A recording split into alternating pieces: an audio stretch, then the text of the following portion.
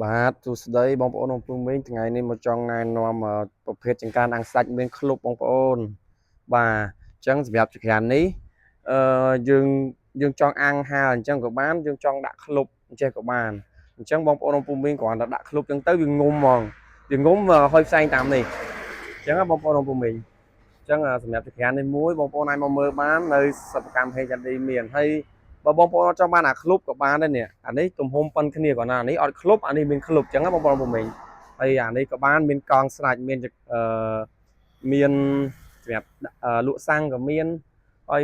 បងប្អូនចង់បានប្រភេទទូកាហ្វេនោះបាទនេះទូកាហ្វេអាតូច1ម៉ែត្រហើយអានេះ1ម៉ែត្រ2អញ្ចឹងពុកម៉ែបងប្អូនមានតម្រូវការកុំភ្លេចមកសកម្មហេចាន់ឌីទូទឹកតែធ្វើឲ្យថ្មីទេ